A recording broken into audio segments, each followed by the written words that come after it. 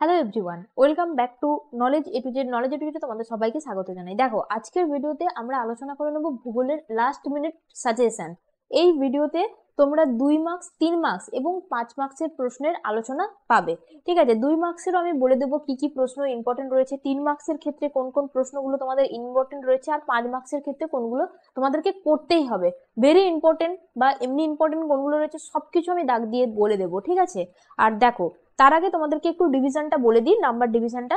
5 মার্কসের প্রশ্ন তোমাদেরকে টোটাল করতে হবে 4টে প্রশ্ন। ঠিক আছে, যেটা প্রাকৃতিক ভূগোল রয়েছে, প্রাকৃতিক ভূগোল মানে বহির্জাত প্রক্রিয়া, বায়ুমণ্ডল আর রয়েছে বাড়িমণ্ডল, এই যে 3টে অধ্যায়, এই 3টে অধ্যায় থেকে তোমাদেরকে 5 করে 2টো প্রশ্ন করতে হবে। ঠিক আছে, নেক্সট দেখো ভারত, এই ভারত থেকে তোমাদেরকে টোটাল 2টো প্রশ্ন 5 করে করতে হবে। ঠিক আছে, তার মানে টোটাল তোমাদেরকে 5-এর প্রশ্ন করতে হচ্ছে 4টে। আর যেটা রয়েছে বর্জ্য ব্যবস্থাপনা, আর রয়েছে উপগ্রহ চিত্র এবং ভূ বৈচিত্র্যসূচক মানচিত্র, এই দুটো চ্যাপ্টার থেকে কিন্তু তোমাদের 2 আর 3 প্রশ্ন আসবে, কোনো 5-এর প্রশ্ন কিন্তু আসবে না। তো আমি সবকিছুই বলে দেবো। তার আগে তোমাদেরকে আমি বলবো ভিডিওটা তোমরা সম্পূর্ণ দেখো এবং কোন কোন প্রশ্নগুলো ইম্পর্টেন্ট রয়েছে, ভেরি ইম্পর্টেন্ট, সেগুলো আমি সবকিছুই বলে দেবো, দাগ দিয়ে দেবো। সেগুলো তোমরা একটু খাতায় লিখে নাও বা তোমরা স্ক্রিনশটও নিয়ে নিতে পারো। আমি সরে যাব, বলা হয়ে গেলে আমি অবশ্যই সরে যাব, তখন তোমরা স্ক্রিনশট নিয়ে নিও। ঠিক আছে, আর ভিডিওটা ভালো লাগলে অবশ্যই ভিডিওতে একটা লাইক করে দিও। আর চ্যানেলে যারা এই ভিডিওটা নতুন দেখছো অবশ্যই চ্যানেলটিকে কিন্তু সাবস্ক্রাইব করে রেখো। নেক্সট আরো ভিডিওর আপডেট, মানে ধরো সাজেশনের ক্লাস বা অন্য কিছু আপডেট দ্রুত পেয়ে যাবে। অবশ্যই ভিডিও চ্যানেলটাকে কিন্তু সাবস্ক্রাইব করে নিও। এর আগে অলরেডি বাংলা এবং লাইফ সায়েন্সের কিন্তু তোমাদের সাজেশন ক্লাস করে দেওয়া হয়েছে। যারা এখনো দেখোনি, এই ভিডিওটি ডেসক্রিপশন বক্সে লিঙ্ক দেওয়া থাকবে, সেখান থেকে তোমরা দেখে নিতে পারো। চলো প্রথমে চলে আসবো আমরা বহির্জাত প্রক্রিয়া। দেখো, বহির্জাত প্রক্রিয়া এবং সৃষ্ট ভূমিরূপ, এখান থেকে প্রথম যে প্রশ্নগুলো দেখতে পাচ্ছ তোমরা স্ক্রিনে, এই যে প্রশ্নগুলো, এই প্রশ্নগুলো সবগুলোই কিন্তু 2 মার্কসের প্রশ্নের জন্য তোমাদেরকে করতে হবে। দেখো প্রথম যে পার্ট, এই যে অংশটা তোমরা দেখতে পাচ্ছ, এটা তোমাদের যে রয়েছে বহির্জাত এবং নদী, এই যে দুটো অংশ রয়েছে, এই দুটো অংশ থেকে কিন্তু রয়েছে পর্যায়ন, যেগুলো সবুজ কালির দাগ, সেগুলো হচ্ছে ভেরি ভেরি ইম্পর্টেন্ট। ঠিক আছে, তাই সবুজ কালির দাগগুলো যারা একটু পিছিয়ে রয়েছে বা এখনো পড়া মুখস্থ করতে পারছো নি, তারা শুধুমাত্র সবুজ কালির দাগগুলো খুব ভালো করে নাও। ঠিক আছে, আর যারা মোটামুটি রিস্ক নিতে চাও না, সমস্তটাই করতে পারো, তাই তারা, আমি চাইবো তারা এই সব প্রশ্নগুলোই করুক। কারণ কোন প্রশ্ন 2 নম্বরের অ্যাকচুয়ালি প্রশ্নের কোনো সাজেশন হয় না, 2-এর প্রশ্ন যে কোনো ভাবেই আসতে পারে, কিন্তু এই প্রশ্নগুলো না টেস্ট পেপারে বারবার বারবার রিপিট হয়েছে, তাই এই অংশগুলো আমি ভাগ করে দিয়েছি সবুজ কালি এবং সাদা কালি। বোঝা গেল? দেখো এই অংশ থেকে তোমরা করবে পর্যায়ন, অগ্নিভবন, ধারণ অববাহিকা, প্রতাপকূপ কাকে বলে, এই 4টে অংশ সবুজ কালির দাগ রয়েছে, সবার আগে মুখস্থ করে নেবে। পরল শঙ্কু, তারপরে যেগুলো সাদা কালির দাগ ওইগুলোও করে নেবে। নেক্সট দেখো পাখির পায়ের মতো বদ্বীপ, very very important, very very important প্রশ্ন। একদম তোমরা ভূগোলে 2 নম্বরের প্রশ্নের ক্ষেত্রেও কিন্তু তোমরা অবশ্যই ছবি দেবে, যেখানে যেখানে ছবি দেওয়ার প্রয়োজন হবে সেখানে অবশ্যই ছবি দেবে। কারণ দেখো ছবি দেওয়ার জায়গা শুধুমাত্র প্রাকৃতিক ভূগোলে রয়েছে, আঞ্চলিকে খুব একটা নেই। তাই এই অংশগুলো, যেমন এই পাখির পায়ের মতো বদ্বীপ, এই জায়গাগুলো যেগুলো ছবি দেওয়ার প্রয়োজন না, অবশ্যই দেবে। ঠিক আছে, ছবি দিলে, ছবি সংজ্ঞা লিখবে, বৈশিষ্ট্য লিখবে, উদাহরণ দেবে, প্লাস ছবি দিবে, তবেই কিন্তু 2-এর 2 পাওয়া যাবে। কারণ এখনকার সমস্ত খাতায় স্ট্যান্ডার্ড হয়, সবাই খুব ভালো করে লেখে, তাই মানে নাম্বারের এদিক ওদিক কোথায় হবে তুমিও খুঁজে পাবে না। অবশ্যই কিন্তু ছবি দেবে, তুমি যেমন পারো তেমন করেই আঁকবে, পেনে হোক লেডে হোক যাতে করে হোক আঁকো, কিন্তু ছবি কিন্তু দেবেই, মাস্ট একদম। তারপরে দেখো মাঝখানে যেটা রয়েছে, দেখো ক্রেভাস, ক্রেভাস কি, বার্গস্টুড, তারপরে রয়েছে পার্বত্য হিমবাহ, পাদদেশীয় হিমবাহ কাকে বলে, ড্রামলিন, ফিওর্ড, ঝুলন্ত উপত্যকা, হিমরেখা, হিমশৈল, গ্রাব রেখা, বোধিধৌত সমভূমি কাকে বলে, এগুলো রয়েছে। তারপরে দেখো এই যে অংশটা রয়েছে, লোয়েস কি, বারখান কি, মরুদ্যান কি, অপসরণ সৃষ্ট গর্ত কি, অনুদৈর্ঘ্য এবং তির্যক বালিয়াড়ির সংজ্ঞা। ঠিক আছে, এই অংশগুলো তোমাদেরকে কিন্তু বহির্জাত প্রক্রিয়া এবং সৃষ্ট ভূমিরূপ থেকে কিন্তু অবশ্যই করতে হবে, এগুলো 2-এর জন্য করতে হবে। নেক্সট যেটা দেখবো, এটা আমি তোমাদেরকে লিখে দিচ্ছি এখানে, এগুলো করবে তোমরা অবশ্যই 2 মার্কসের জন্য। 2 মার্কস, 2 মার্কসের প্রশ্ন, তোমরা একটু স্ক্রিনশট নিয়ে নাও, আশা করি তোমরা নিয়ে নিয়েছো অলরেডি স্ক্রিনশট। চলো নেক্সট দেখে নিচ্ছি। নেক্সট যেটা দেখবো সেটা হচ্ছে তোমাদের 2 মার্কসের, সরি 3 মার্কসের প্রশ্ন। নেক্সট যেটা দেখবো সেটা হচ্ছে 3 মার্কস, 3 মার্কস। ঠিক আছে, 3 মার্কসের প্রশ্ন। দেখো প্রথমে রয়েছে তোমাদের পার্থক্য লেখো। পার্থক্য লেখো অনেক কিছু রয়েছে, কারণ যে কোনো পার্থক্য কিন্তু তোমাদের আসতে পারে। যেমন অবরোহণ, আরোহণ, তোমাদের রয়েছে উপনদী, শাখা নদী, নদী, উপত্যকা, হিমবাহ, পলল শঙ্খ, পলল ব্যঞ্জনী, গিরিখাত, ক্যানিয়ন, রসমতানে, ড্রামলিন, জিগৌনি, yardang, pediment, bajada, monadnock, inselberg. এই অংশগুলো তোমাদের রয়েছে ইম্পর্টেন্ট। এখন তোমরা বলবে যে ম্যাম আপনি তো 2 নম্বরের জন্য সাজেশন দিয়েছেন, মানে ইম্পর্টেন্ট আনইম্পর্টেন্ট বলে দিয়েছেন, কিন্তু 3 নম্বরে কেন দেননি? দেখো 3 নম্বরের প্রশ্ন কিন্তু যে কোনো ভাবে আসতে পারে। তাই এই যে প্রশ্নগুলো তোমরা দেখতে পাচ্ছ না, সমস্ত প্রশ্নগুলো টেস্ট পেপারে অলরেডি রিপিটেড। তাই আর আমি 3 নম্বরের প্রশ্ন ভাগ করিনি যেটা ইম্পর্টেন্ট আর কোনটা আনইম্পর্টেন্ট, কারণ এখানে 3-এর যে প্রশ্ন এমনিতেই সংখ্যা খুবই কম, 3 নম্বর প্রশ্নের সংখ্যা খুবই কম। তোমরা হয়তো দেখতে পাচ্ছ এই চ্যাপ্টারটাতে বেশি, এই চ্যাপ্টারটাতে অনেক বেশি রয়েছে, কিন্তু এই চ্যাপ্টারটা দেখে নাও, নেক্সট চ্যাপ্টার থেকে তোমাদেরকে আর বেশি প্রশ্ন করতে হবে না। এই চ্যাপ্টারটা অনেক বড় চ্যাপ্টার, তো সে কারণে একটু বেশি রয়েছে। এই চ্যাপ্টারটা করে নিলে তোমাদেরকে পরের চ্যাপ্টার দিয়ে কিন্তু খুব একটা বেশি প্রশ্ন করতে হবে না। তাই 3 নম্বরের প্রশ্নের ক্ষেত্রে আমি ওই কারণেই সাজেশন দিইনি যে মানে কোন কোন প্রশ্নগুলো তোমাদেরকে ইম্পর্টেন্ট করতেই হবে, কোনগুলো করতে হবে না, কারণ এইখানে যত কটা প্রশ্ন আমি বলে দিয়েছি সবকটাই কিন্তু করতে হবে, সবকটাই ভেরি ভেরি ইম্পর্টেন্ট। 5 নম্বরে চলো, এখান থেকে তোমরা দেখে নাও। আচ্ছা আমি সরে যাচ্ছি, তোমরা একটা স্ক্রিনশট নিয়ে নাও। আশা করি নিয়ে নিয়েছো স্ক্রিনশট। চলো এগুলো তাহলে তোমরা দেখে নেবে, 3-এর জন্য আমি আর বলছি না। চলো নেক্সট তোমরা যেটা দেখবে সেটা হচ্ছে 5-এর প্রশ্ন। এখান থেকে 5-এর জন্য কোন কোনগুলো তোমাদেরকে করতেই হবে এবং পরীক্ষায় আসবেই, সেটা হচ্ছে হিমবাহের ক্ষয়কাজ। Very very very very very very important প্রশ্ন। ঠিক আছে, প্রত্যেকটা স্কুলে এসেছে, যতগুলো পারো স্টার লাগিয়ে দাও। ঠিক আছে, যতগুলো পারো স্টার লাগিয়ে দাও, যতগুলো লাগানো যাবে। ঠিক আছে, তাই এটা সবার আগে করবে। বায়ুর ক্ষয়কাজ, এটাও বেশ কিছু স্কুলে রিপিট হয়েছে, তাই এটাও খুব খুব গুরুত্বপূর্ণ। ঠিক আছে, তবে হিমবাহের মতো নয়, কিন্তু এটাও খুব গুরুত্বপূর্ণ। নেক্সট বায়ুর সঞ্চয় কাজ, যারা পারবে করে রাখবে। তারপরে হিমবাহের সঞ্চয় কাজ, এটাও যারা পারবে তারা করবে। নেক্সট যেটা করবেই সেটা হচ্ছে হিমবাহ ও জলধারার মিলিত কার্যে সৃষ্ট ভূমিরূপ। তারপরে যেটা করবে বায়ু ও জলধারার মিলিত কার্যে সৃষ্ট ভূমিরূপ। ঠিক আছে, এগুলো তোমাদেরকে 5-এর জন্য কিন্তু করতেই হবে। এগুলো যত পারো স্টার লাগিয়ে দাও, এগুলো খুব গুরুত্বপূর্ণ প্রশ্ন। সবার আগে কিছু পারো আর নাই পারো, সবার আগে হিমবাহের ক্ষয়কাজ ঝরঝরে মুখস্থ করে নাও, চিত্র সহ, কিন্তু চিত্র সহ ঝরঝরে করে মুখস্থ করে নাও। তাহলে এই গেল, এই যত কটা দেখতে পাচ্ছ এই সমস্ত কটাই কিন্তু তোমাদের যে বহির্জাত প্রক্রিয়া এবং সৃষ্ট ভূমিরূপের যে হচ্ছে যে তোমার কি বলে সাজেশন 2, 3 এবং 5-এর জন্য। নেক্সট চ্যাপ্টার দেখবো, নেক্সট চ্যাপ্টার যেটা রয়েছে সেটা হচ্ছে বায়ুমণ্ডল। চলো বায়ুমণ্ডলে 2-এর জন্য দেখো বেশ কিছু প্রশ্ন রয়েছে, খুব কম প্রশ্নই বলতে পারো, খুব কম প্রশ্নই রয়েছে। তো এই প্রশ্নগুলো তোমাদেরকে করতেই হবে।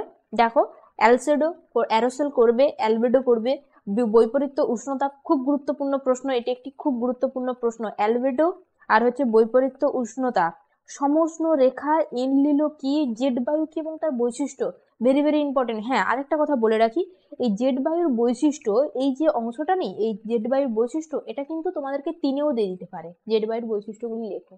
সেক্ষেত্রে কিন্তু আমি চাইবো তোমরা একটু বেশ কিছু বৈশিষ্ট্য ভালো করে মুখস্থ করে নাও, যাতে 2 এবং 3 দুটোর ক্ষেত্রেই লিখতে পারো। ঠিক আছে, তারপরে দেখো নিরক্ষীয় শান্ত বলয় বা ড্রোল ড্রাম, এটাও আসতে পারে। তারপরে গর্জন রয়েছে, একটু দেখে রাখবে। তারপরে রয়েছে ইনসোলেশন, ভেরি ভেরি ইম্পর্টেন্ট প্রশ্ন, এটা কিন্তু বেশিরভাগ স্কুলে রিপিটেড প্রশ্নটা। ঘূর্ণবাতের চক্রটি দেখে নেবে।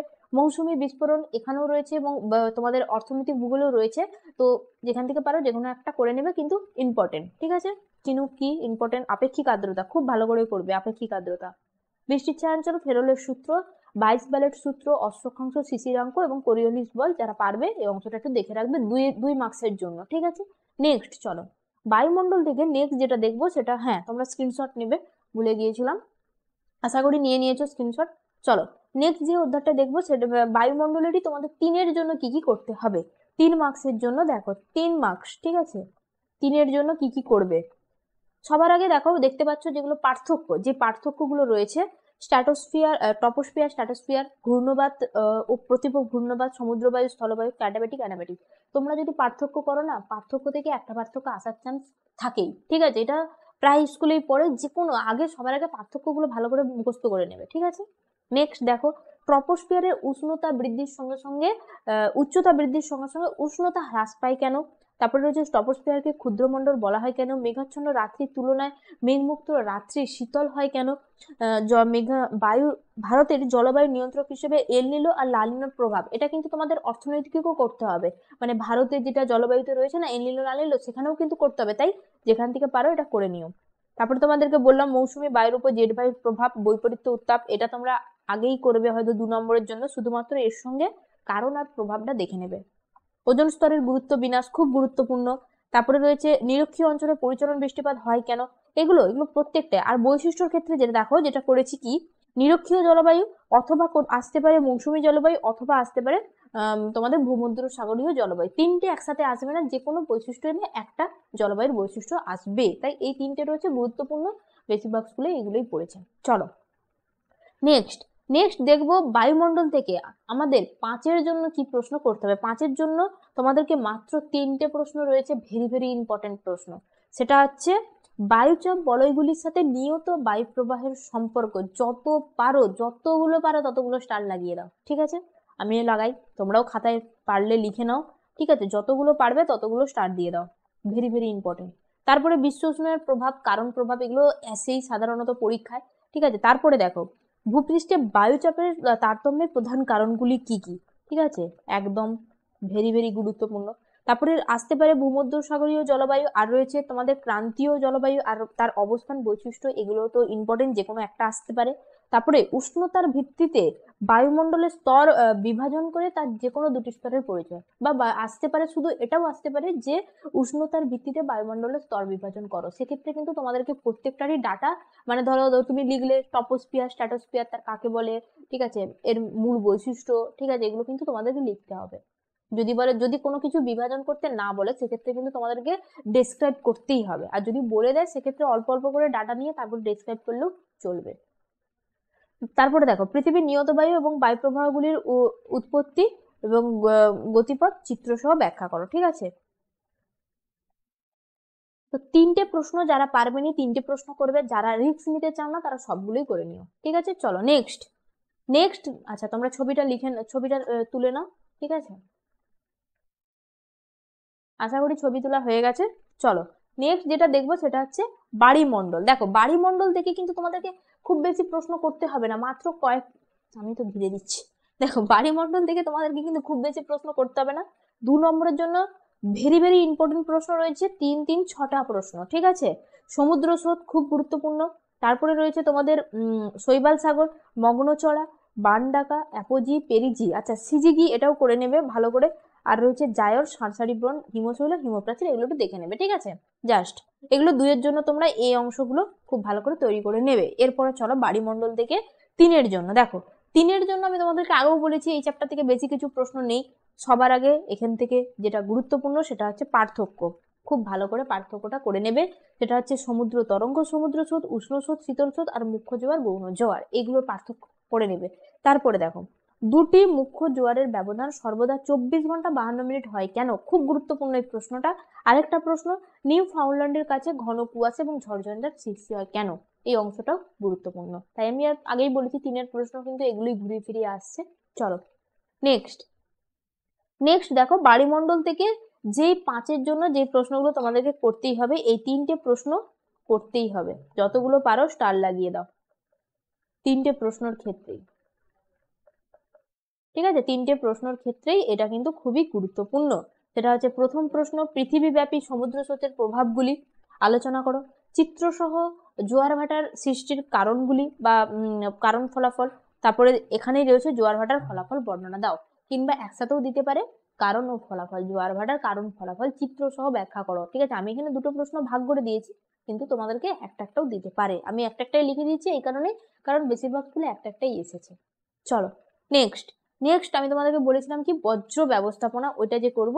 বজ্র ব্যবস্থাপনা থেকে তোমাদেরকে শুধু 2 আর 3-এর প্রশ্ন করতে হবে, 5-এর প্রশ্ন করতে হবে না।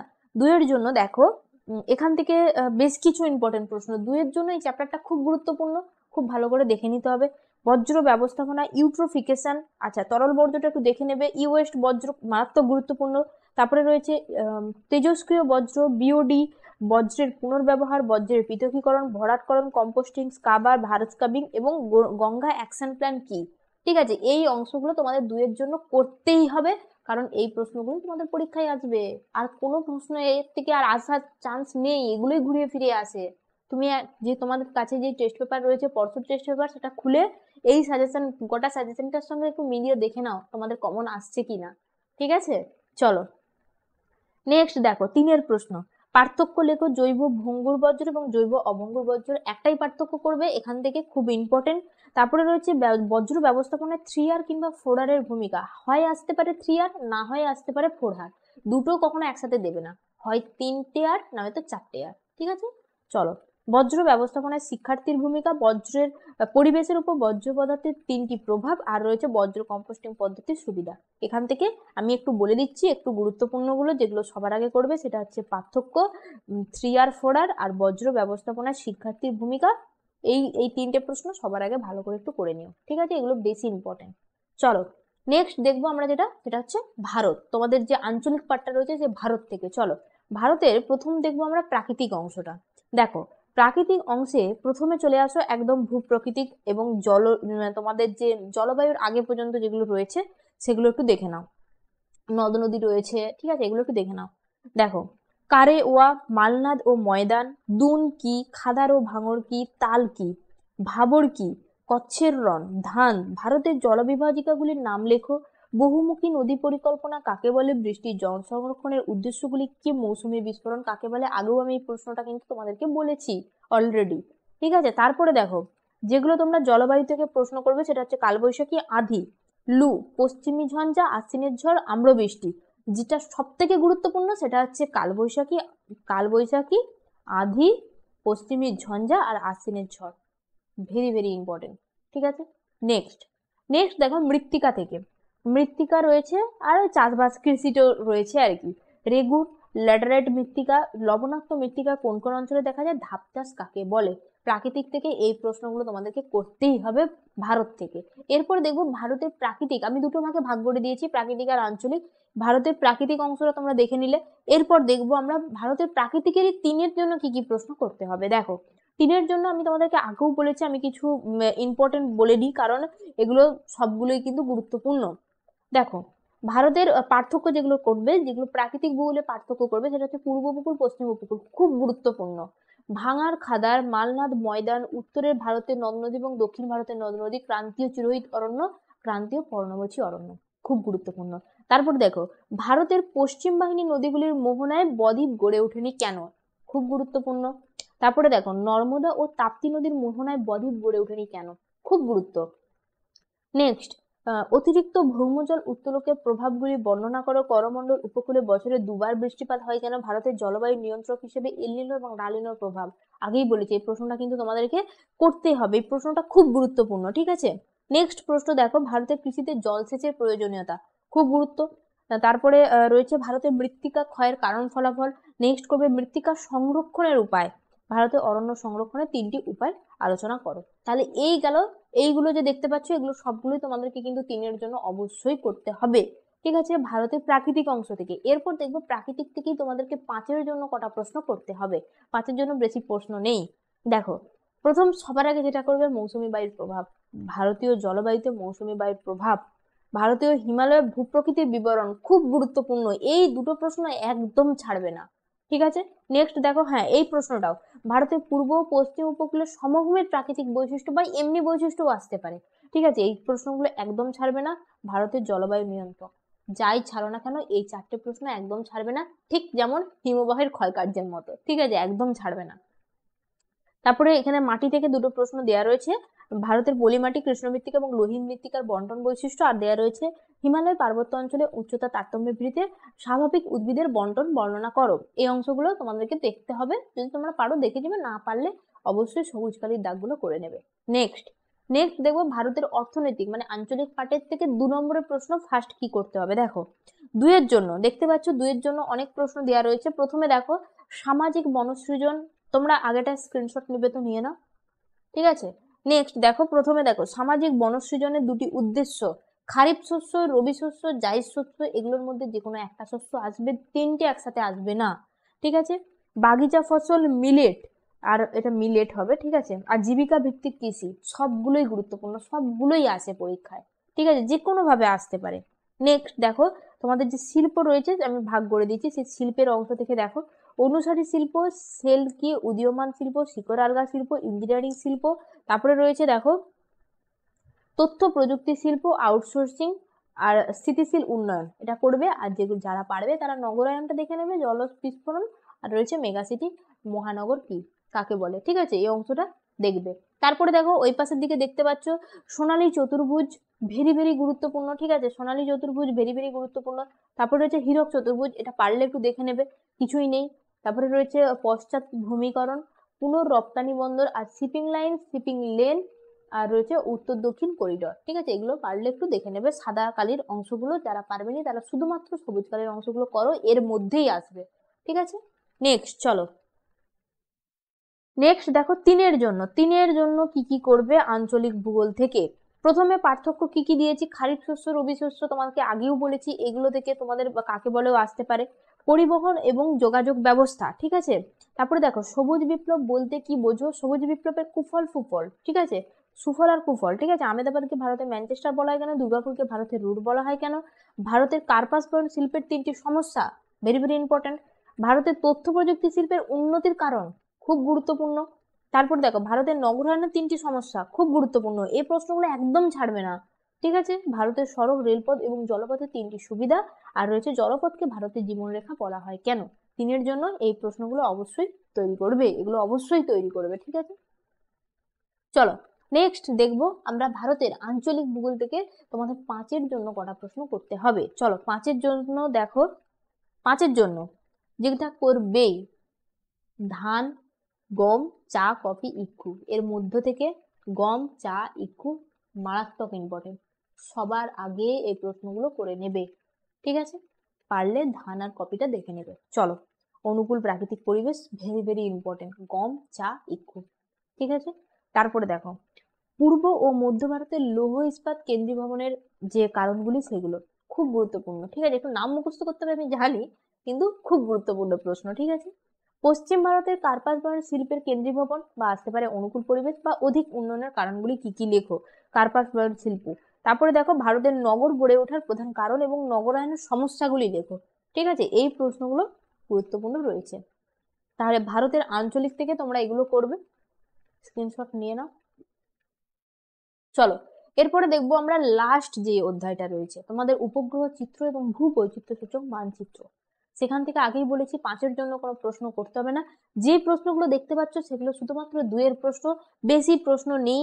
দূর সংবেদন বা রিমোট সেন্সিং কি, সেন্সর কি, এফসিসি বা ছদ্মরং কি, তারপরে দিয়েছে ভূ বৈচিত্র্য সূচক মানচিত্র, খুব গুরুত্বপূর্ণ। তারপরে রয়েছে পিক্সেল কি, আর যেটা তোমরা করবেই সে মানে যেটা তোমরা এক্সট্রা করে করতে চাও তাহলে জিওগ্রাফি, স্টেশনারি উপগ্রহ, নিষ্ক্রিয় সেন্সর আর ইনস্যাট, এগুলো দেখে নেবে। এরপরে চলো এই অধ্যায় থেকে আমরা 3-এর জন্য কটা প্রশ্ন করব। 3-এর জন্য বেশি প্রশ্ন নেই, তোমরা দেখতে পাচ্ছ পার্থক্য প্রথমেই দেওয়া রয়েছে, পার্থক্য ভূ বৈচিত্র্য সূচক মানচিত্র এবং উপগ্রহ চিত্র, খুব গুরুত্ব। তারপরে দেখো ভূ সমলয়, সূর্য সমলয়, স্টেশনারি ও সান সিনক্রোনাস, তারপরে রয়েছে রুদ্র ক্ষুদ্র স্কেলের মানচিত্র, বৃহৎ স্কেলের মানচিত্র, এই অংশগুলো পড়তে হবে। নেক্সট উপগ্রহ চিত্রের বিভিন্ন পর্যায়ে, উপগ্রহ চিত্রের 3টি ব্যবহার ও গুরুত্ব, আর রয়েছে উপগ্রহ চিত্রের প্রধান 3টি বৈশিষ্ট্য, আর রয়েছে ভগ্নাংশ সূচক স্কেলের ব্যবহার উল্লেখ করো, ভূ বৈচিত্র্য সূচক মানচিত্রে ব্যবহৃত বিভিন্ন ধরনের স্কেলের উল্লেখ করো। এই অংশগুলো তোমাদেরকে কিন্তু করতেই হবে, এই অংশগুলো তোমাদেরকে কিন্তু 3-এর জন্য করতেই হবে। এই ছিল তোমাদের ভূগোলের হোল সাজেশন 2, 3 এবং 5-এর প্রশ্ন। আশা করি ভিডিওটা তোমাদের ভালো লাগবে এবং উপকারেও আসবে। তাই যেই প্রশ্নগুলো যারা পারবে না সবার আগে সবুজ কালির দাগগুলো ভাই মুখস্থ করে নিও, ওইগুলোই ভেরি ভেরি ইম্পর্টেন্ট প্রশ্ন, ঠিক আছে। চলো আজকের ভিডিও আমি এখানেই শেষ করছি, ভালো লাগলে অবশ্যই লাইক করে দাও, চ্যানেলে নতুন হয়ে থাকলে চ্যানেলটা কিন্তু অবশ্যই কি করতে হবে, সাবস্ক্রাইব করে পাশে থাকা বেল আইকনটি কিন্তু ক্লিক করে দাও, ঠিক আছে। চলো নেক্সট ভিডিওতে দেখা হচ্ছে।